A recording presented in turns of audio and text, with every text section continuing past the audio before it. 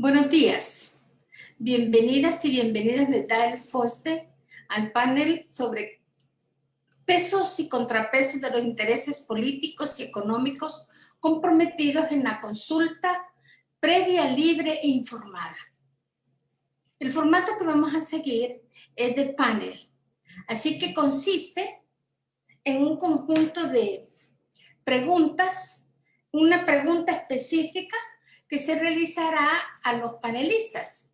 Son 5 panelistas, cada uno va a intervenir entre 8 y un máximo de 10 minutos. En el caso está a partir de la pregunta generadora, ¿cuáles son los pesos y contrapesos en los intereses políticos y económicos comprometidos en la CPLI en Honduras? Con esa pregunta cada uno de los panelistas responderá durante el tiempo asignado. Y en ese tiempo luego habrá una consulta de los participantes, preguntas de los participantes por vía mensaje, y también finalmente habrá una ronda de conclusiones de cada uno de los panelistas de un par de minutos para finalmente pues cerrar esta jornada. Buscamos en FOSDE propiciar un espacio de dialogar interactores alrededor de las concesiones en territorios indígenas para la extracción minera desde la perspectiva de estos pesos y contrapesos del CPLI. En este panel está un participante de lujo, como van a oír. Blanca Hervir va a participar en el orden que lo voy a mencionar, es en el orden que van a intervenir en el panel. Cada uno se va a seguir después del otro sin necesidad de presentación. Voy ahora a presentarlos a todos de una vez. El primero, Blanca Hervir, que es la coordinadora de proyecto de consulta previa en el FOSDE. Carla Matamoros, que es oficial de asesoría legal en el Consejo Hondureño de la Empresa Privada, va a participar posteriormente con su perspectiva de empresa privada sobre la misma pregunta. Sobre la misma pregunta, una mujer defensora en derechos humanos que ahora trabaja con la Secretaría de Derechos Humanos, es la titular, ella, de la Dirección de Gestión Preventiva de Riesgo y Violaciones de Derechos Humanos y Conflictividad Social en esta Secretaría. Kenia Irías va a intervenir en tercer momento viendo la perspectiva estatal. Mirna Wood, defensora del pueblo miskito, va a intervenir en este panel respondiendo a la pregunta. Y finalmente vamos a tener al director de la institución peruana DAR, director ejecutivo de Ambiente y Recursos Naturales DAR, en el foro. Él ha sido muy destacada participación en foros diversos como el de Derechos de la Naturaleza. Actualmente él representa a la sociedad civil en el directorio internacional del EITI y tiene destacadas participaciones a nivel mundial. Él al final no necesariamente responderá solamente a la pregunta, sino que nos hará una especie de amarre y recomendaciones globales como para el país. Así que vamos a agradecer muchísimo sus preguntas. Como mencioné, el FOSDE está muy contento, el director Mauricio Díaz Burdet, también con esta serie de conversas que hemos estado teniendo. Nos falta una última.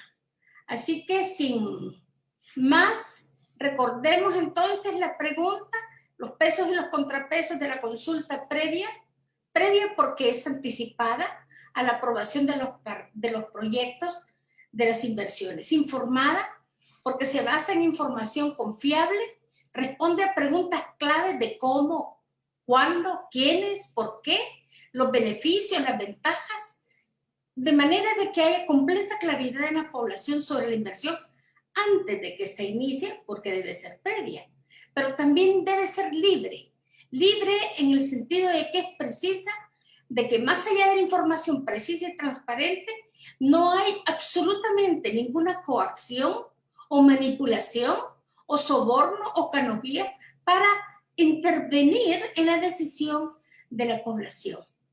Así que entonces iniciamos. Por favor, siéntense libres de hacer sus preguntas en el chat. Empezamos entonces con la abogada Blanca Elvir. Buenos días a todos y a todas. Muy buenos días a todos, buenos días a todos los participantes. Su micrófono, por favor.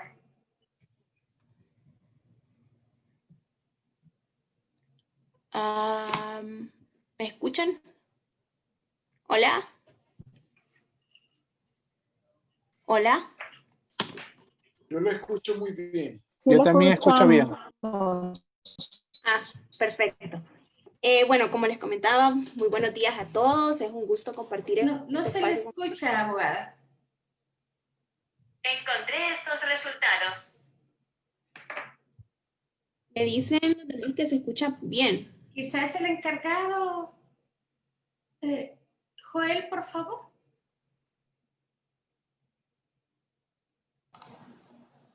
Sí se escucha bien, perfecto. Listo. Ok. Muy buenos días a todos. Un gusto compartir este espacio con cada uno de ustedes, este espacio de diálogo y pues conocer las perspectivas de cada uno de ustedes, ¿verdad? Entonces ya un poco entrando en contexto y para responder a la pregunta generadora que nos hemos planteado, en cuanto a las limitaciones a la implementación de la consulta, hemos encontrado que para comenzar resulta imposible ignorar como un factor determinante las causas históricas, es decir, el sometimiento, la expropiación y el despojo que subyace o donde subyace la desigualdad, el racismo y el patriarcado. Esto ha limitado la concepción que desde el Estado se tiene de los pueblos indígenas y negros como sujetos no solo de derechos individuales, también de derechos colectivos. No podemos ignorar tampoco el hecho de que el Estado no ha procurado una delimitación, una demarcación o una titulación de los territorios indígenas. A pesar de esto, no se puede considerar esta una excusa para la no implementación de la consulta, pues en reiteradas ocasiones la Corte Interamericana de Derechos Humanos, mediante su jurisprudencia, ha establecido que los procedimientos de consulta deben efectuarse con respecto de los grupos que pueden resultar afectados, o bien sea porque estos poseen un título de territorio colectivo, o porque el reconocimiento de este territorio se encuentra en proceso de reivindicación. En otras palabras, los pueblos indígenas que carecen de títulos formales de propiedad sobre sus territorios también deben ser consultados respecto al otorgamiento de concesiones extractivas o la implementación de planes de proyectos de desarrollo o inversión. Es importante mencionar que la visión de desarrollo que opera sobre la base de políticas públicas de inversión que comprometen los bienes comunes también ha limitado la aplicación de la consulta previa de una manera que cumpla con los estándares internacionales. Y con más frecuencia de lo que se puede tolerar, se han menguado los beneficios a una mínima expresión de ellos. Esto ha sido propiciado por privilegios fiscales y el uso de todo tipo de recursos para aumentar el crédito fiscal mediante la ilusión de los mismos. Las instituciones fiscales tampoco están cumpliendo su rol distributivo de la riqueza. Y pues esto es solo un ejemplo de la débil institucionalidad estatal que facilita pues los abusos y las violaciones a los derechos humanos. Creo que es muy importante tener en cuenta que en los últimos años el país ha atravesado pues una serie de debates en torno al desarrollo legislativo que debe tener la consulta previa, libre e informada al momento de su implementación. Sin embargo, es de suma importancia saber que hay diversas opiniones en cuanto a la reglamentación a través de una ley de consulta. Los pueblos han manifestado pues que si una ley no garantiza mínimamente su derecho a dar o no el consentimiento basado en el derecho a la autodeterminación, en el derecho a la posesión y al desarrollo acorde a su cosmovisión de los pueblos indígenas, esta ley va a carecer de legitimidad y pues se ha optado por la elaboración de protocolos autónomos de cómo desean los pueblos ser consultados. Por tanto, esta práctica debe ser promovida por el Estado de Honduras. Si tomamos en consideración los estándares internacionales, la consulta y el consentimiento previo, libre e informado son derechos autoejecutables, es decir, que estos no requieren una reglamentación legal específica a través de una ley para que surta efectos inmediatos y sean implementados por las autoridades estatales, ya que al momento de la ratificación de los convenios y también haciendo nuestras, como también lo manifiesta la Constitución, haciendo nuestras la jurisprudencia internacional, esto es más que suficiente para que la consulta previa pueda ser implementada en el país. Entonces, y también para que esto sirva después su función de garante, ¿verdad?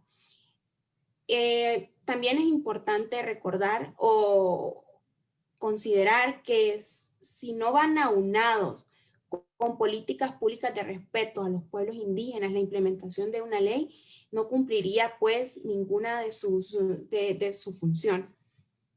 Para finalizar mi intervención, creo que, y como también conclusión a lo que mencionaba anteriormente, las iniciativas de implementación normativa de la consulta previa debe partir de los verdaderos titulares, es decir, de los pueblos indígenas.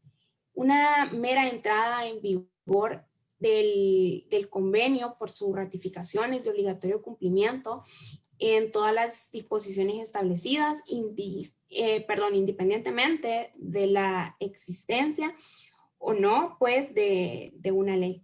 Entonces, por aquí me quedo por el momento y, bueno, le doy la palabra al próximo ponente. Muchas gracias. Kenny Díaz, por favor.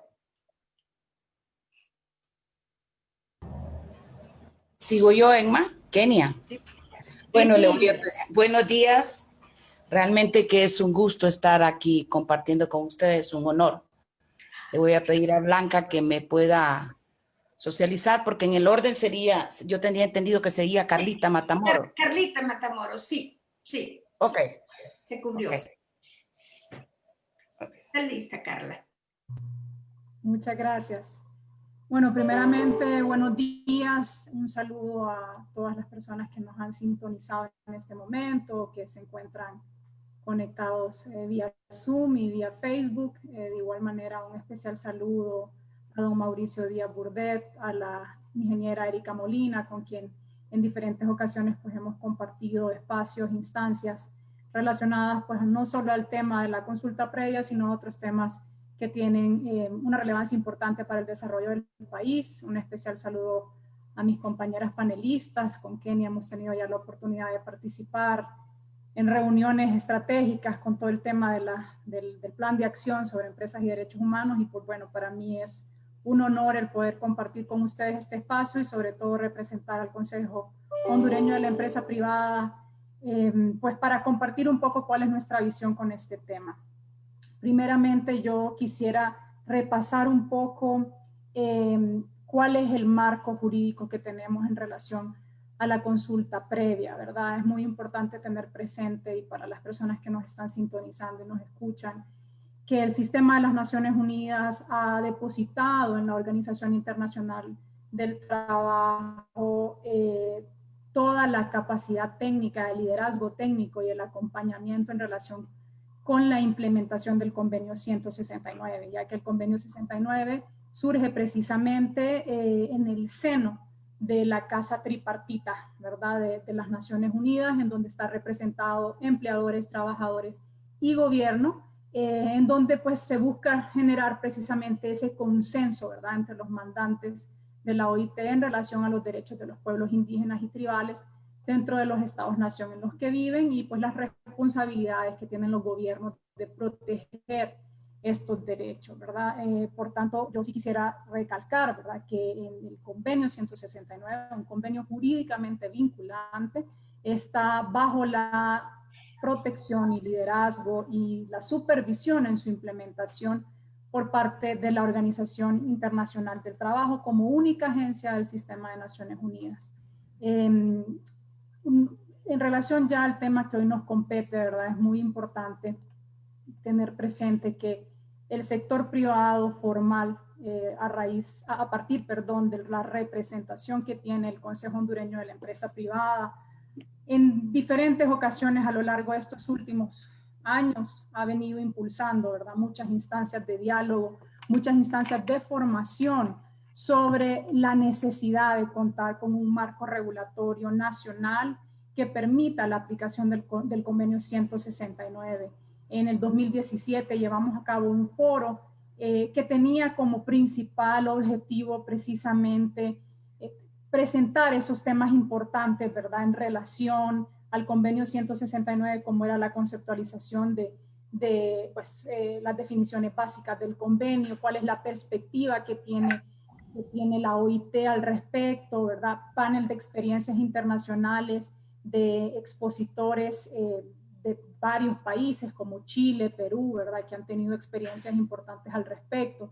¿Y con qué objetivo? Precisamente con el objetivo de empujar e impulsar la aprobación de un instrumento legal nacional que nos permita precisamente prevenir y mitigar la conflictividad que en estos momentos pues estamos viviendo en el país en relación a este tema. Es muy importante para nosotros como COEP pues expresar que las empresas son parte de la solución de los conflictos, ¿verdad? Debemos de quitarnos ese prejuicio que las empresas y las inversiones que éstas desarrollan son el problema como tal. El problema definitivamente, yo creo que coincido con mi antecesora Blanca, es la debilidad institucional que tenemos en el gobierno en aras de poder acelerar esa aprobación, esa promulgación de un reglamento que nos dé el cómo aplicar el convenio 169. Y esto ya lo platicábamos en el foro anterior, ¿verdad? La importancia que requiere que haya una sinergia entre las diferentes instituciones del Estado que han estado involucrados en este tema del anteproyecto de ley sobre la consulta previa y que lastimosamente 25 años después de haber ratificado el convenio 169, seguimos sin contar con un instrumento legal que nos permita operativizar el convenio 169. A lo largo de todo el año pasado y lo que va de este año, hemos tenido la oportunidad de compartir con compañeros del FOSDE, con compañeros de Oxfam. Hemos participado de instancias de diálogo y eventos promovidos por la Cooperación Suiza, precisamente con ese objetivo de llevar esta información y esta perspectiva del sector empresarial a un diálogo respetuoso y encaminado precisamente a que unifiquemos las fuerzas, ¿verdad? Y las voluntades necesarias para presionar al gobierno, en este caso al Congreso Nacional, que pueda aprobar un reglamento, una ley. En todo caso sería un reglamento que nos diga el cómo, ¿verdad? No necesitamos una ley que vuelva a declarar lo que ya el convenio establece, sino un reglamento que nos diga cómo llevar a cabo esa consulta previa. Y es por eso que nuevamente el COEP hoy se presenta y participa de este espacio y agradecemos la invitación porque estamos sumamente interesados en que podamos empezar a atacar esa conflictividad de la que hemos hablado, que hemos presenciado, que hemos vivido desde un marco común de acción, ¿verdad? Es muy fácil criticar, es muy fácil señalar, pero ¿por qué no construir en conjunto, verdad? Y ese compromiso de construcción en conjunto es lo que ha llevado al COEP a impulsar la unidad de empresas y derechos humanos, que es una unidad que forma parte de la estructura organizacional del COEP, con el objetivo de acompañar a las organizaciones empresariales y a las empresas que forman parte de estas en ese desarrollo de la debida diligencia empresarial que las lleve a tener una conducta empresarial responsable, ¿verdad? Las empresas juegan un rol importantísimo para el desarrollo económico y social de las comunidades. Sin embargo, como sector empresarial debemos de tener claro que nuestro rol para prevenir los conflictos debe centrarse en un primer paso que posiblemente sea el más difícil de todos, y es ese desaprender las prácticas del pasado. Y somos conscientes de eso. Por eso estamos tan comprometidos en poder impulsar este proceso de sensibilización, capacitación y acompañamiento de las empresas en el marco de lo que conlleva la debida diligencia empresarial, ¿verdad? Y es a partir de esa incorporación de nuevas y buenas prácticas lo que nos va a permitir que las empresas identifiquen, prevengan y mitiguen los impactos adversos reales y potenciales que se puedan dar en los proyectos de desarrollo. Al respecto, pues yo quisiera destacar que en febrero de este año, como parte de toda esta estrategia que tiene el COEP para promover la debida diligencia empresarial en las empresas y en sus operaciones, llevamos a cabo el lanzamiento de la Política Institucional de Empresas y Derechos Humanos, el cual pues fue formulado, ¿verdad? Teniendo como principal guía los principios rectores de las empresas, los principios rectores de empresas y derechos humanos promovidos por las Naciones Unidas, teniendo en cuenta otros estándares internacionales orientados precisamente a la mejora y la promoción de la práctica de una conducta empresarial responsable. Y es por eso que creemos firmemente que a partir de esta formación y acompañamiento que nosotros le demos a las empresas y sobre todo la permanencia de este diálogo constante entre organizaciones de sociedad civil, representantes del sector gobierno, representantes del sector empleador, y me atrevo a decir que nos han hecho falta a lo largo de todas estas ponencias que hemos tenido con el tema de la consulta previa, invitar a representantes del sector trabajador, pues por ser un convenio propio de la OIT, lo correcto es que también el sector trabajador se involucre en estas instancias de diálogo e intercambio, ¿verdad? Y es a partir de ese diálogo tripartito y ese diálogo sumado a las organizaciones de sociedad civil es que vamos a poder ir generando confianza como la piedra angular que prevenga los conflictos y que garantice el éxito de las inversiones, ¿verdad? Es fundamental que la prevención de los conflictos, que para la prevención de los conflictos, los procesos de debida diligencia sean claramente entendidos, ¿verdad? Y formen parte de esa cultura de trabajo, tanto de los directivos de las empresas como del personal que se encuentra en el campo, ¿verdad? Que se encuentra ya propiamente en las comunidades. Y a partir de este diálogo y de este intercambio de opiniones y perspectivas es como nosotros, como sector empleador, vamos a poder incorporar sus sugerencias en esas oportunidades de mejora y en esa mejora constante que podamos tener en estos procesos que se lleven a cabo. Quiero finalizar mi participación porque sé que ya me queda poquito tiempo, recalcando nuevamente a todos los panelistas y a los representantes de gobierno que nos acompañan en este momento, la importancia de que generemos un marco de acción conjunta para aprobar un instrumento legal nacional que nos permita tener claro cómo aplicar la consulta previa, ¿verdad? Cómo llevar a cabo el convenio 169 a la práctica, porque es ahí en donde hemos tenido la mayor conflictividad, al no tener reglas claras. Y al no tener reglas claras, no solo pierden las comunidades, pierden también las empresas, pierde el Estado, ¿verdad? En el caso de las comunidades, pierden la oportunidad de alcanzar de alguna manera iniciativas, instancias que permitan un sostenimiento social y económico de sus lugares, ¿verdad? Que permita o que prevenga, mejor dicho, la migración de sus jóvenes al no haber oportunidades laborales en sus comunidades, ¿verdad? Esto definitivamente sumado a que al no existir reglas claras, lo que se da es un desgaste en actividades de protestas que lo único que provoca es división y problemas sociales. Pierden las empresas, ¿por qué? Porque se ven afectadas con estos cierres temporales, con la falta de productividad, por el riesgo reputacional que conllevan, pero sobre todo porque ningún banco, ningún ente va a garantizar la sostenibilidad financiera de un proyecto al no existir en un país seguridad jurídica que garantice, ¿verdad?, estas inversiones.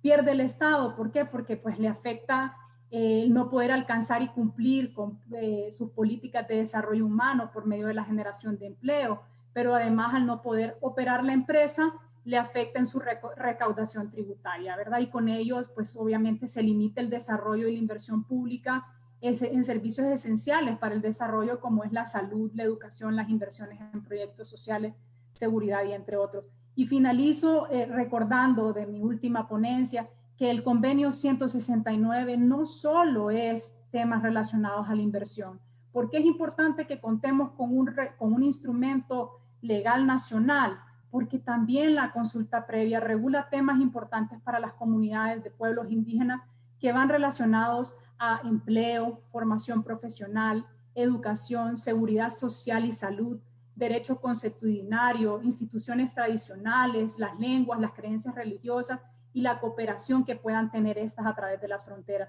Entonces, el convenio 169 no solo está para los temas relacionados a la inversión, sino a todos estos otros temas que van a garantizar al fin y al cabo el bienestar común de estas comunidades, su desarrollo y sobre todo la preservación de su cultura. Así que esta sería mi participación. Muchas gracias, Emma. Gracias. Kenia.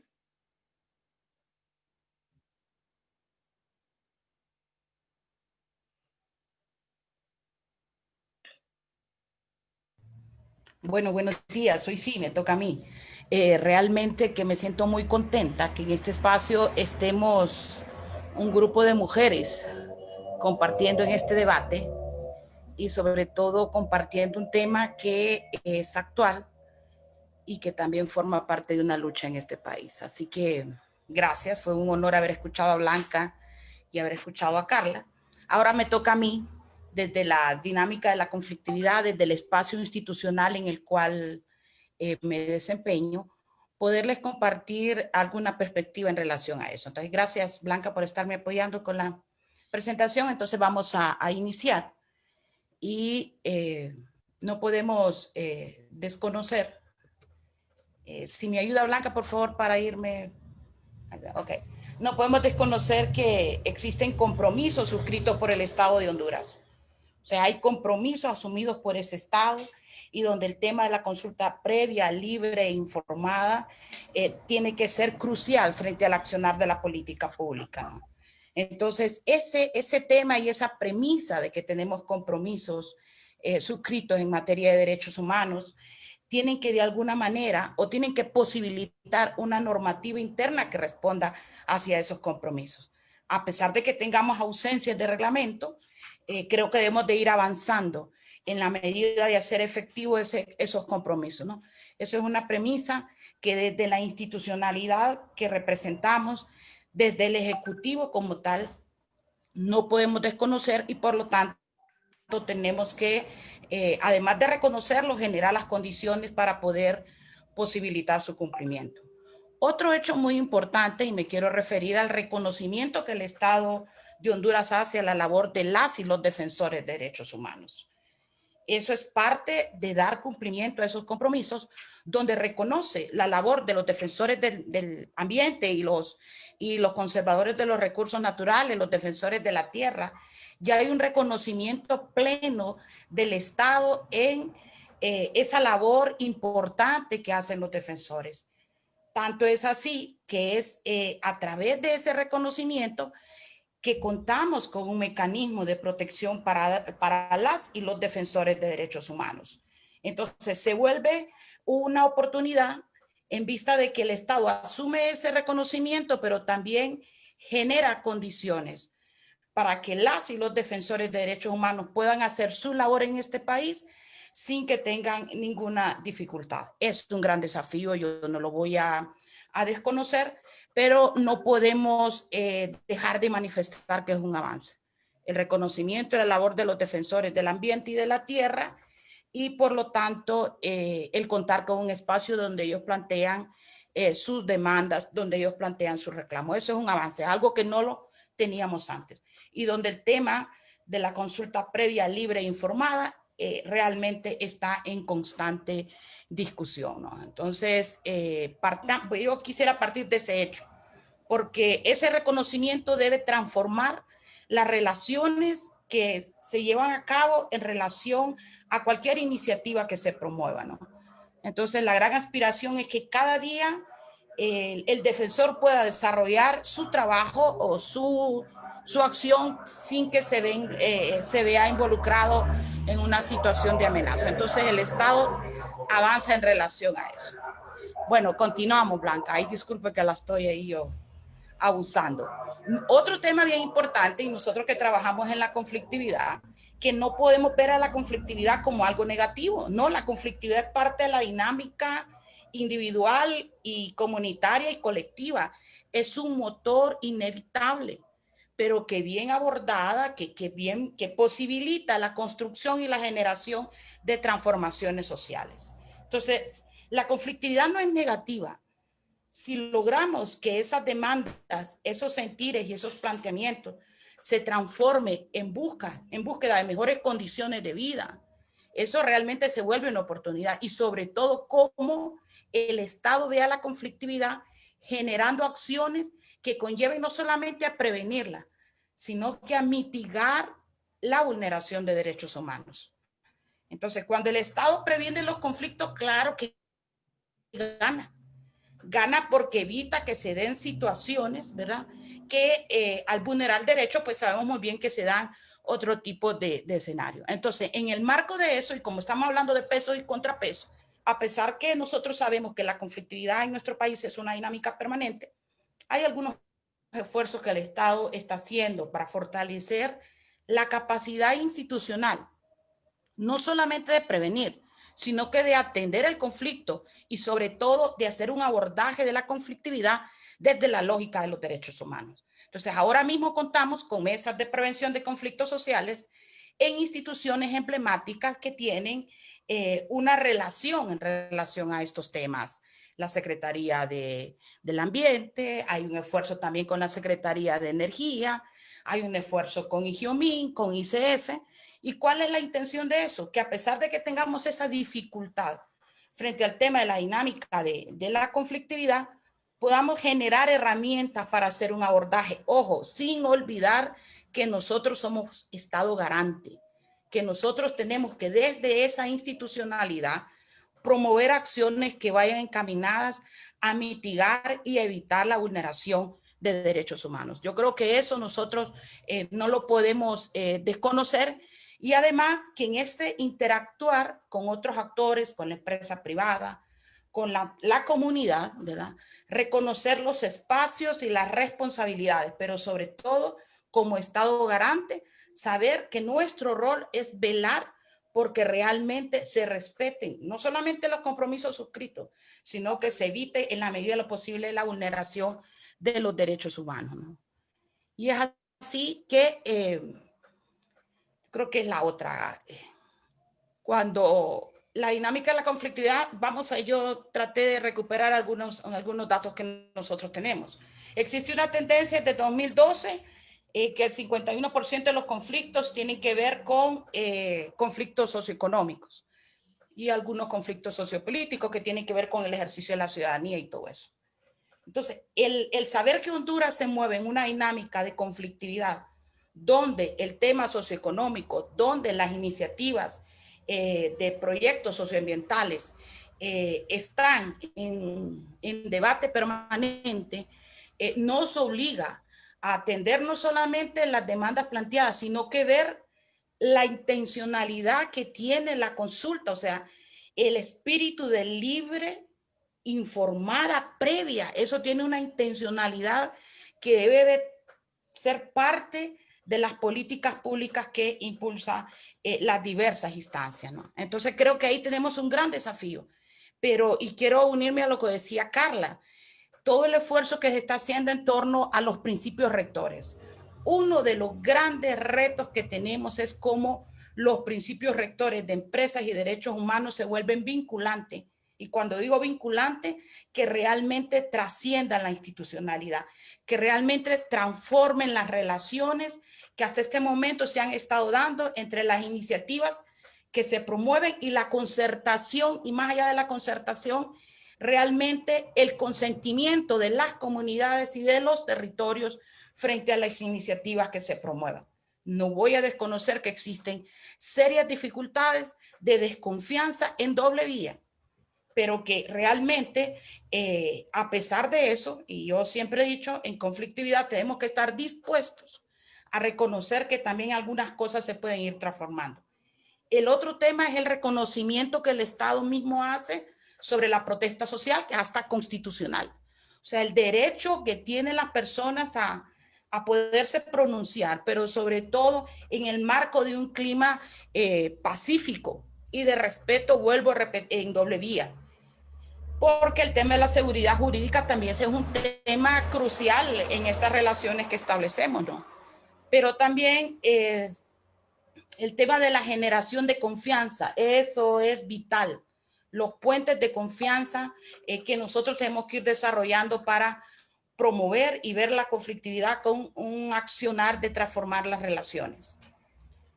Luego la otra tiene que ver con lo que mencionamos, el tema del diálogo. Y yo quiero retomar algo que me pareció muy importante en torno al tema de la consulta previa, libre e informada. Y es la recomendación que hace la relatora sobre los pueblos indígenas. La señora Victoria dice que debemos de continuar examinando la legislación y las políticas en las áreas de propiedad, en las áreas de recursos, en las áreas de minería, de hidrocarburos, en las áreas de los proyectos energéticos, en todas estas iniciativas que se están promoviendo con las obligaciones asumidas por el Estado de Honduras, reconociendo el derecho que tienen los pueblos a pronunciarse, el derecho que tienen los pueblos frente a sus territorios. No voy a negar que tenemos dificultades en esta institucionalidad, que hay lecciones aprendidas duras como Estado hondureño, pero que esas lecciones aprendidas y duras que hemos vivido nos deben de servir de parámetro para poder ir generando condiciones, no para olvidarlas, ¿verdad?, sino que para que esas lecciones aprendidas que tenemos desde la institucionalidad nos ayude a generar condiciones no solamente de respeto, pero vuelvo a decir en doble vía, porque con los diferentes actores en el tema de conflictividad, sus aportes, sin olvidar el rol del Estado garante, es importante. Entonces, una de las grandes dificultades que nosotros hemos visto en torno a la conflictividad y en torno a la propuesta de la consulta previa, libre e informada, es la diversidad de la representación y los canales de consulta para poder escuchar el planteamiento en la diversidad de los pueblos. Y creo que ese es un asunto de los pueblos, donde nosotros como Estado solamente tenemos que asumirlo, ¿verdad?, y respetarlo. Entonces, realmente que es interesante cómo, a pesar de que tenemos una normativa, creo que el convenio 169 sigue siendo un debate, porque a pesar de que no tengamos reglamento, forma parte del derecho interno y debemos de generar las condiciones para ir avanzando en relación a su cumplimiento. Y en torno a la consulta previa, libre e informada, creo que tenemos el gran desafío de poder coincidir cada uno desde los diferentes espacios, desde las diferentes competencias que ahora mismo aquí nos encontramos, pero sobre todo reconocer que la consulta previa, libre e informada es un elemento crucial que bien implementada puede posibilitar que el Estado avance en la prevención de conflictos, que los principios rectores tengan el éxito que nosotros necesitamos y que realmente cada día el Estado de Honduras evite la vulneración de derechos humanos. Entonces no es fácil. Cuando a mí me dijo Emma y Blanca, bueno, encuentre los pesos y contrapesos. Ay, papita, dije yo. Pero realmente tenemos que reconocer que hay avances significativos, pero que hay también, a la par de todo esto, un gran desafío frente a cómo abordamos la conflictividad social y sobre todo, en mi parte que represento al gobierno, sobre todo cómo promovemos un ambiente de respeto en doble vía con los diferentes actores, frente al objetivo principal que es la prevención de conflictos y evitar en la medida posible la vulneración de los derechos humanos. Muchas gracias. Muchas gracias. Vamos a escuchar a la señora Wood.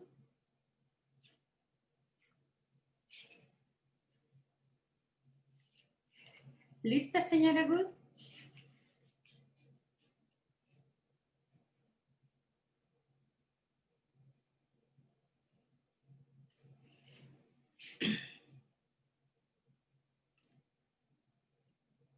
Entre tanto, la señora Wood está lista porque siempre hay dificultades de comunicación con las personas que están en los territorios.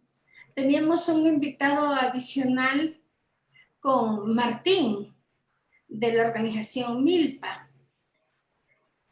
Si puede activar su micrófono, por favor. Muy bien, compañeras, compañeros. Quiero saber si me escuchan. Perfecto.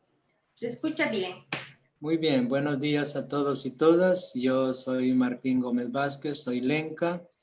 Soy el subcoordinador general de Milpa. También soy el subcoordinador general de la Mesa de Unidad del Pueblo Lenca de Honduras, MUPIL. Quiero, por un lado, felicitar a FOSDE por este tema, por este foro tan importante. También felicitar a Carla de la empresa privada, también a las compañeras de la Secretaría de Derechos Humanos por estar compartiendo estos temas. Yo creo que es importante mencionar la importancia que tiene la discusión, el diálogo para entendernos, porque esa es una de las razones importantes que tenemos como seres humanos. Quiero referirme un poco.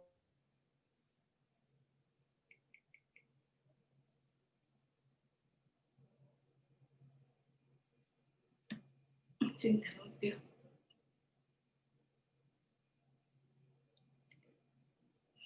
Vamos a esperar unos segunditos, porque siempre hay dificultad.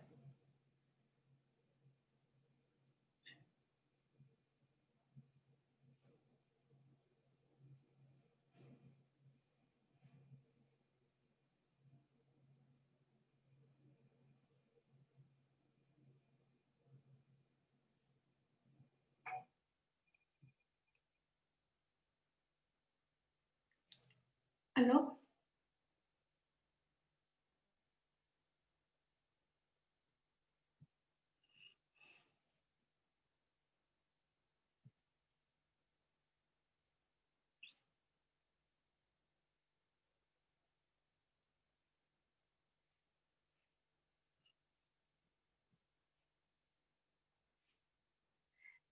Don Martín. Se le ha ido la señal, seguro. Él vive en la frontera de El Salvador. A ver si nos oyen. Se escucha bien ahora, Muy bien. gracias. Entonces, estaba diciendo que mecanismos de consulta previa, libre e informada no le corresponde al gobierno elaborarlo. Nos corresponde a nosotros como pueblos indígenas y afrohondureños elaborarlo y después aplicarlo. Por otro lado, el gobierno jamás en la vida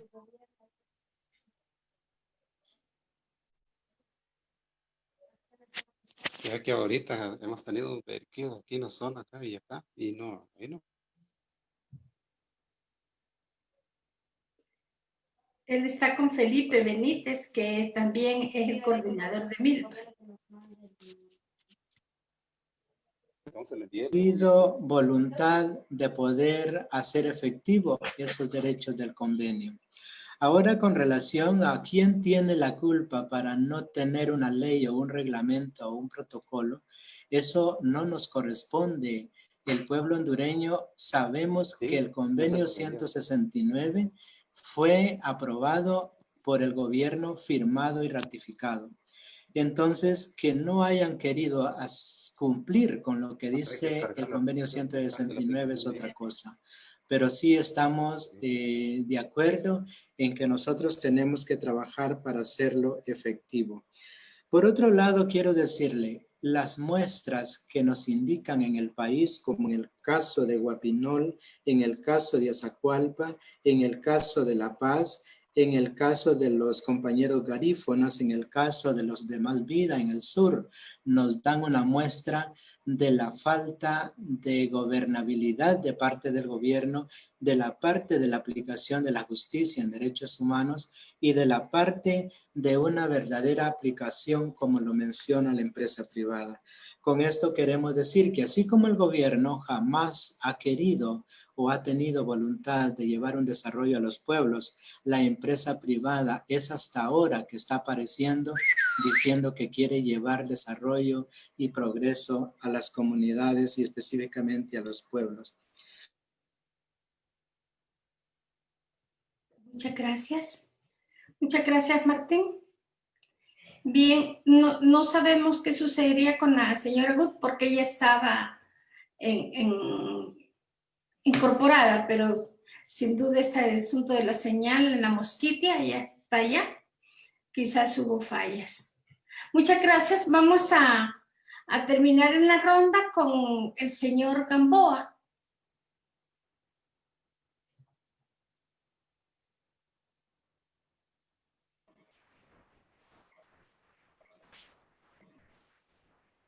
Muy buenos días, ¿me escuchan bien? Perfecto. Ok, muchas gracias primero por la invitación. De hecho, este es un tema apasionante, es un tema de vigencia para toda Latinoamérica, especialmente para Perú. Mi nombre es César Gamboa, yo trabajo en una organización no gubernamental que trata de promover el desarrollo sostenible en la Amazonía. Trabajamos hace más de 15 años con organizaciones indígenas y al igual que en Honduras, acá en el Perú también hemos vivido muy similar proceso, ¿no? Yo creo que hay muchas similitudes en cuanto a los retos y oportunidades, no hay una sola solución y no creo que vaya a traer una solución porque obviamente es algo que van a tener que resolver en un diálogo franco, ¿no? Honesto, directo, tanto el gobierno, las empresas y sobre todo los pueblos indígenas, ¿no? Yo creo que hay un primer reto que es el vencer estas causas históricas, ¿no? Es algo que van a tener que convivir con ellas, porque la consulta previa no termina por resolver los problemas históricos que tienen nuestros países de desigualdad o obviamente de hacer vigentes los derechos humanos, ¿no? Entonces, agregarle la consulta previa, tratar de solucionar esas causas históricas es muy complejo y evidentemente va a generar muchas frustraciones. Entonces, convivir con ese elemento, obviamente no aceptando situaciones de violencia, ¿no? En el caso peruano, nosotros tenemos como un pacto implícito socialmente después de haber vivido décadas de violencia, de no llegar a ese extremo, ¿no? Entonces, es importante, obviamente, como lo dijo una de las panelistas, entender que el conflicto también genera oportunidades, pero obviamente la escalada hacia la violencia creo que es algo que en el caso peruano rechazamos todas las partes, ¿no? Porque no es algo que quisiéramos vivir nuevamente, ¿no? Entonces, ese es como una primera conclusión que yo veo que no estoy pidiendo que se conviva con las causas históricas, pero sí tener un manejo estratégico para cada una de las partes, ¿no?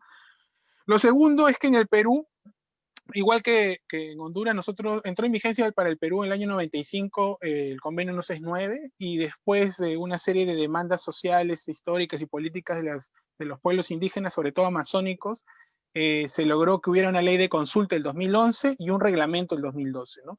Desde esa fecha, desde el año 2012 hasta el 2020, nosotros hemos podido participar en varios procesos. Han habido alrededor de 60 procesos de consulta.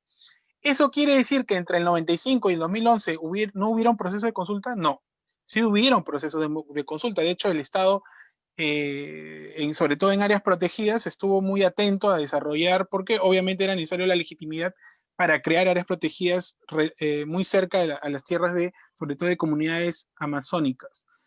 Entonces, ¿cuál es la adicionalidad de una ley o un reglamento? En realidad, para el caso peruano ha sido darle seguridad jurídica a todos los actores, ¿no?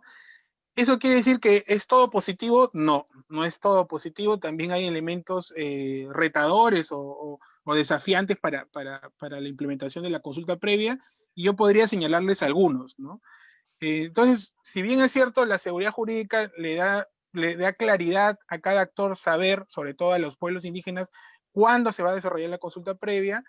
Lo cierto es que a veces los formalismos la limitan, ¿no? Limitan su efectividad, ¿no? Entonces, un primer elemento es tener cuidado con los formalismos. Por ejemplo, en el caso peruano, el proceso de consulta dura 120 días.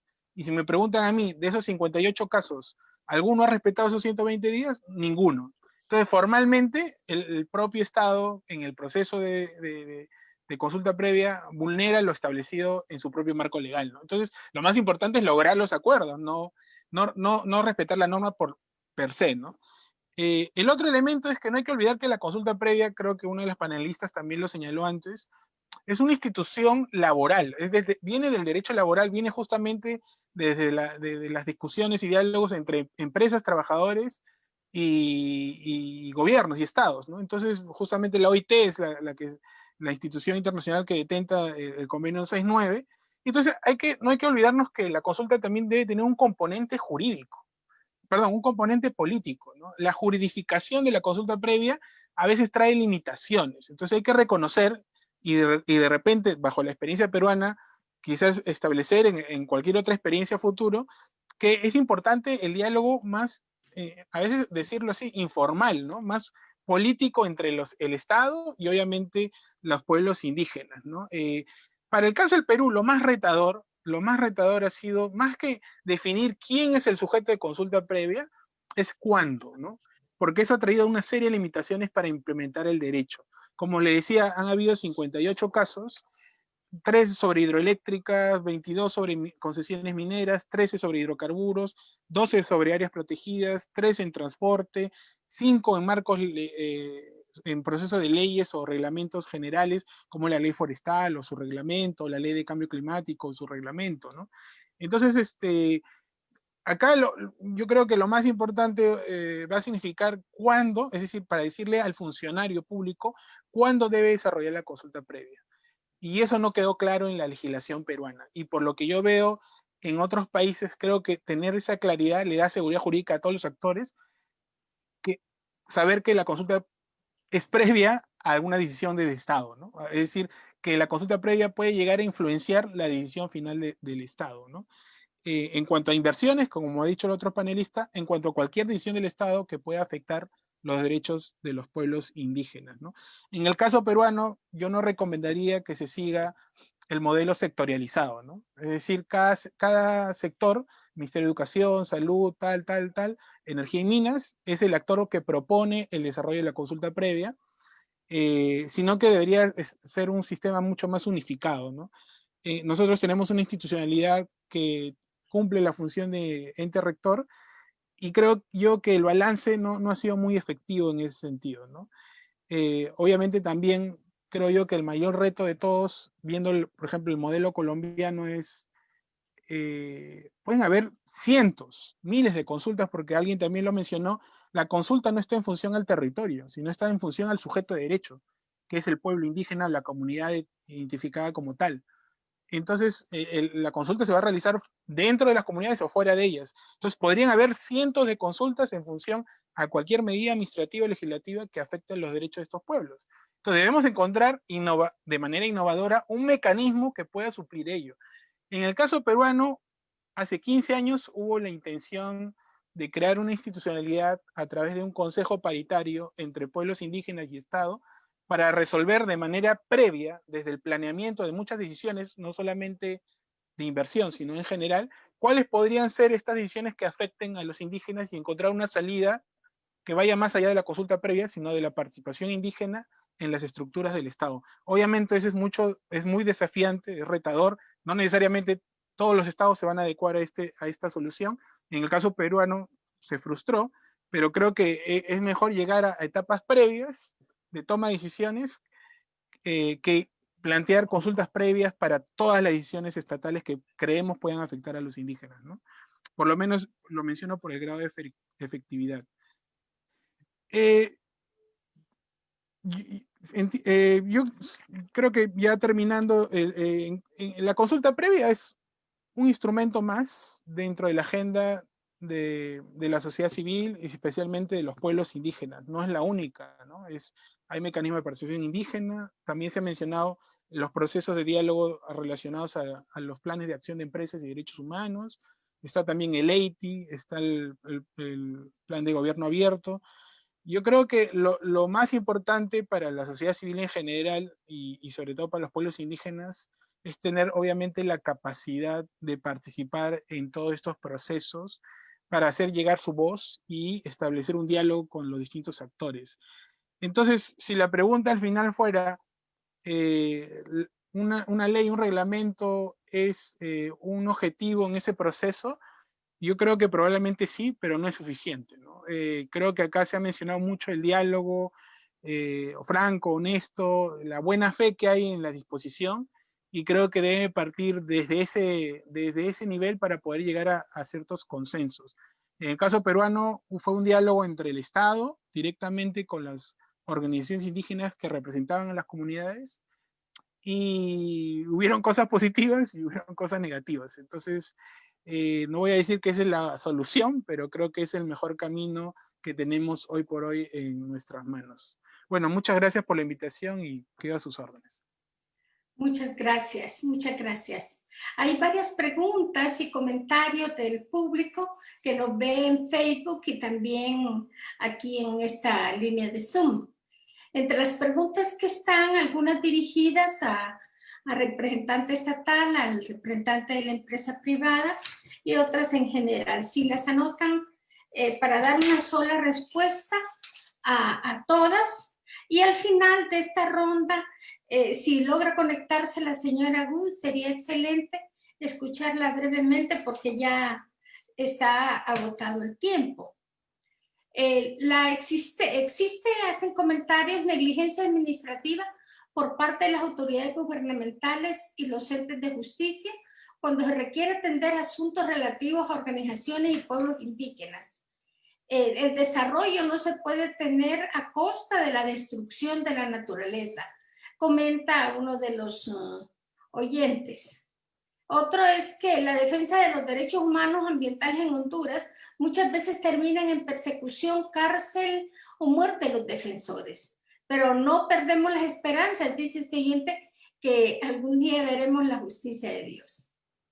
Muchos afirman que la situación real es muy diferente porque los defensores están bajo amenaza y muerte.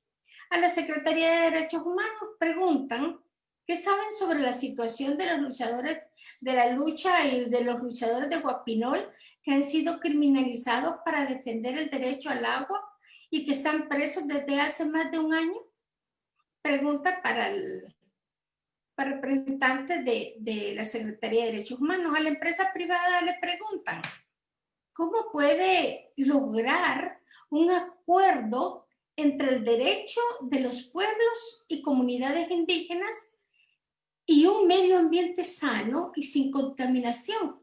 El derecho a defender los derechos humanos y los intereses económicos y capitalistas de la empresa privada. ¿Cómo piensan? Un poco nos llama al reto que nos pone que la consulta es parte del desafío, pero no es todo el desafío. Otro comentario dice, de nada sirve que haya buenas intenciones si no tenemos una política pública relacionada a los derechos humanos. El modelo de Estado excluye a los pueblos originarios y explota sus recursos naturales. Preguntan también qué saben de los luchadores de los pueblos garífunas que han sido secuestrados desde ya hace varios días. Finalmente hay varios comentarios afirmando la ley debe nacer de los pueblos de acuerdo a nuestra cosmovisión. La aprobación de protocolos de cada pueblo sería un paso importante y de acuerdo a esos protocolos es que haría la consulta.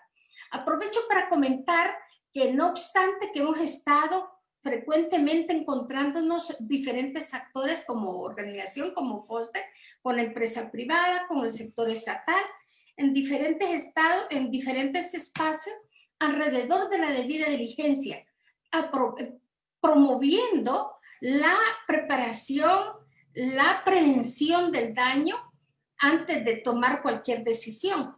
No hemos nosotros aprobado o planteado la creación de una ley de consulta previa. Hemos apostado por esta línea que dice los pobladores, los luchadores sociales de los pueblos, de gestión de un protocolo.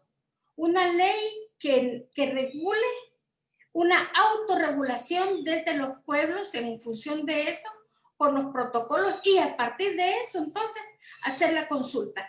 Esto va también en armonía con las recomendaciones de la relatora de pueblos indígenas y también en armonía con algunas de las recomendaciones que planteara el Grupo Rector de Empresas y Derechos Humanos. Es interesante porque es algo de mecánica, pero también es esencial porque tiene que ver con la autodeterminación y soberanía de los pueblos. Bien, vamos a escuchar las reacciones de los compañeros. No sé quién desea reaccionar primero. Y finalmente pedirle al señor Gamboa nos despida con una gran conclusión y recomendación para nosotros.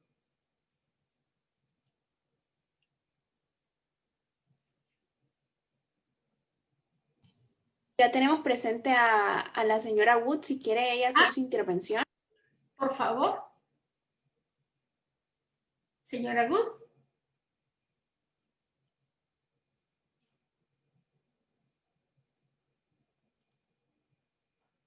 Mucho gusto. Mucho gusto.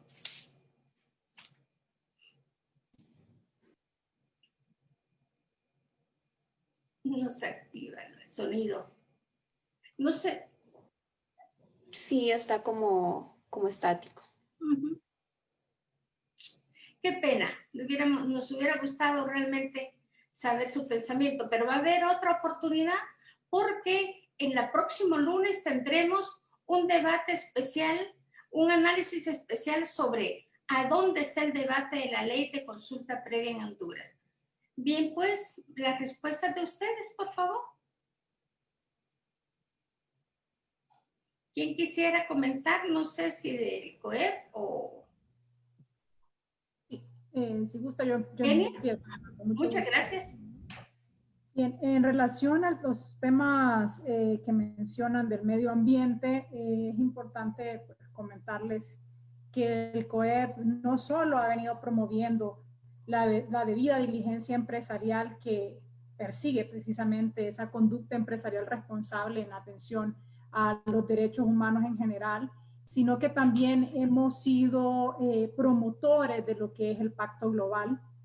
Y el Pacto Global, como saben, se basa en 4 principios, dentro de los cuales se encuentra el principio del medio ambiente. Y en esa categoría del medio ambiente, las empresas que se suscriben al Pacto Global de las Naciones Unidas están llamadas, y lo voy a leer tal como está, a apoyar la aplicación de criterios de precaución respecto a los problemas ambientales, adoptar medidas para promover una mayor responsabilidad ambiental, alentar el desarrollo y la difusión de tecnologías apropiadas para el medio ambiente. Entonces, desde COEP no solo estamos impulsando la debida diligencia empresarial, que abarcan los derechos humanos en general y todo lo que conllevan los derechos humanos de manera que sea transversal en las operaciones de las empresas, sino también estamos impulsando iniciativas como el Pacto Global, que también contiene el tema ambiental, y no podemos dejar por fuera, claro, están los objetivos de desarrollo sostenible, ¿verdad? En donde pues todas las organizaciones, todas las instituciones, todos los gobiernos están llamados a hacer esfuerzos. Ya el COEP ha hecho una priorización de los ODS en los que ha estado trabajando, pero particularmente en este tema del medio ambiente, definitivamente que es clave que podamos entender que la debida diligencia, lo que conlleva en sí, es precisamente ese análisis que hagan las empresas, ese ejercicio de prevención de riesgos, de mitigación de riesgos, pero sobre todo la prevención, ¿verdad? Y garantizar que sus operaciones se lleven a cabo dentro de todos los parámetros de seguridad y de responsabilidad empresarial con las comunidades en las que se encuentran, ¿verdad? Entonces, de alguna manera creo que contesto ambas preguntas. ¿Cómo se logra el acuerdo, verdad, entre los derechos de los pueblos indígenas y la defensa del medio ambiente? Pues nuevamente nosotros le apuntamos a lo que ya decía el expositor que hoy nos acompaña, César, nosotros le apuntamos a tener las reglas claras, a que haya un marco jurídico vinculante nacional que nos diga el cómo llevar a cabo esa consulta, que garantice esa confianza y buena fe entre las partes que se involucran, y reiteramos que como sector empleador estamos pues con toda la voluntad de seguir participando de estas instancias de diálogo, de que sigamos formándonos, que sigamos teniendo esa apertura a la información por parte de las entidades que son las oportunas en pronunciarse en atención al convenio 169, y que en este diálogo y en este intercambio pues se pueda generar ese ejercicio de desaprender y aprender en aras de que podamos construir pues un desarrollo sostenible, ¿verdad? Que podamos a través del diálogo social generar soluciones que garanticen el bienestar común para todos y para todas. Muchas gracias. Muchas gracias. Muchas gracias. No sé si Kenia tendría algún comentario. Sí, en relación a la consulta sobre los compañeros de Guapinol, como lo dije anteriormente, el Estado reconoce la labor de los defensores de derechos humanos. En este caso, los compañeros de Guapinol, el Consejo ha hecho un reconocimiento de su labor como defensores de derechos humanos. Sé que a través de la señora ministra, la abogada Carla Cuevas, se han hecho gestiones para velar sobre la protección de su seguridad aún dentro del establecimiento donde se encuentran. Se han solicitado su traslado y se han emitido algunos comunicados en relación a su condición de defensores de derechos humanos. Entonces, desde la Secretaría, a través del Consejo Nacional de Protección, se ha estado dando seguimiento a todo lo relacionado con el caso de los compañeros de Guapinol, ¿no? En relación a que otro poder, la sentencia judicial, ahí no me puedo pronunciar porque es otro poder del Estado, pero sí decirles que desde la institucionalidad se ha estado pendiente. Aún hemos participado en conocer informes de los defensores de derechos humanos que están dentro del Consejo, donde han socializado la condición de los compañeros y se ha estado pendiente de su seguridad al interno del centro, ¿no? Entonces estamos en espera de la resolución judicial para poder esperar cuál es la respuesta, ¿no? Pero su reconocimiento tácito como defensores de derechos humanos es crucial frente a su defensa. Excelente. Bien, tenemos una solicitud imperativa de la señora Gloria que nos dice que necesita expresarse.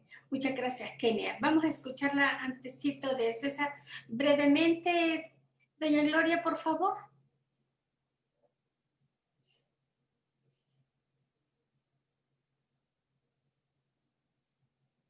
Sí, y está cerca de en Intibucá.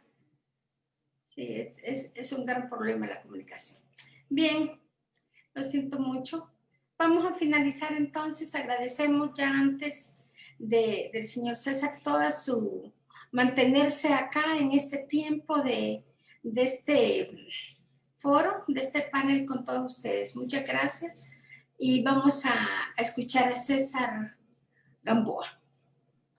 No, bueno, reiterar el agradecimiento. La verdad es un honor estar acá y poder haber compartido con ustedes, haber escuchado la problemática de Honduras. De hecho, como miembro del Consejo Internacional LEITI, la Iniciativa para la Transparencia de las Industrias Extractivas, Honduras es parte de esta iniciativa y obviamente muy interesados de conocer más sobre los desafíos que se encuentran obviamente en Latinoamérica, ¿no? Y creo que todos apostamos por un desarrollo sostenible, con un respeto de derechos, ¿no? Y bueno, estamos viviendo una pandemia que obviamente es sumamente desafiante para nuestro futuro. Yo quisiera, creo que desde el punto de vista sobre todo de los conflictos, creo que hay distintas herramientas que es importante evaluar.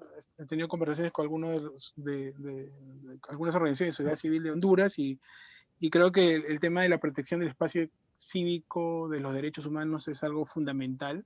Es algo que afecta esta idea de, creo que lo dijo Emma, es algo estructural, ¿no? Y entonces un elemento ahí que no tiene nada que ver con la consulta previa en el sentido de que es una institución jurídica distinto, es el tema del acuerdo de Escazú, ¿no?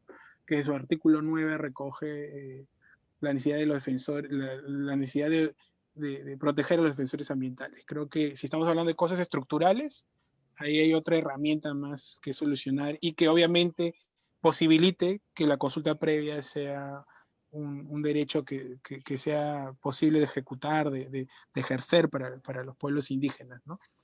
Y yo creo que la gran conclusión con respecto a la consulta, porque he escuchado estos debates no solamente en Honduras, sino en otros países, es si es necesario o no tener una regulación específica. Yo creo que soy un hombre de derecho, entonces ante cualquier antinomia o laguna, yo preferiría una claridad, ¿no? Con respecto al alcance del derecho. En otras palabras, me decantaría porque sí, ¿no? Que hubiera un procedimiento, digamos, un quién claro, ¿no? Aunque eso lo definen los propios pueblos. Un cómo se realizaría la consulta, cuántas etapas tendrían, ¿no? Un cuándo, ¿no? Cuándo se dice que es previa, ¿no? O obviamente tener claro el carácter de representación de las organizaciones indígenas sobre sus comunidades. Pero obviamente esto implica desafíos, como dije, hay que evitar de que se restrinja el derecho a la consulta, que se restrinja el diálogo político entre Estado y comunidades cuando se juridifica, ¿no? Cuando se legisla, se codifica el derecho en una norma, ¿no? Hay que tener mucho riesgo, porque si no, no le sirve a nadie la norma. O sea, termina por ser en desuso, ¿no? O inaplicable, o finalmente no la respetan, ¿no? Entonces, eso no solamente vacía de contenido, sino también genera desconfianza para cualquier actor. Pero lo importante, creo yo, es tener una norma que sea lo suficientemente flexible para que pueda ser aplicada para cualquier pueblo, porque en el caso peruano tenemos más de 51 pueblos, estamos hablando en la zona andina de cerca de 4 a 6 millones de personas y en la zona amazónica de 330.000 indígenas, más de 1.500 comunidades. Entonces, si no nos adaptamos a esa realidad, la verdad es que las normas terminan por ser inoperantes, ¿no? Entonces, saludo el diálogo y más bien gracias por la invitación y siempre a su disposición. Muchas gracias, Emma. Muchas gracias. Entonces, hasta el próximo lunes a la misma hora, a las 10 de la mañana, con el tema ¿a dónde está el debate de la consulta? Hasta pronto entonces. Muchas gracias por asistir. Gracias. Buen Muchas día. gracias a ustedes también. Muy amables. Hasta luego, Emma. Saludos. Muchas gracias. Muchas gracias. Bien hecho.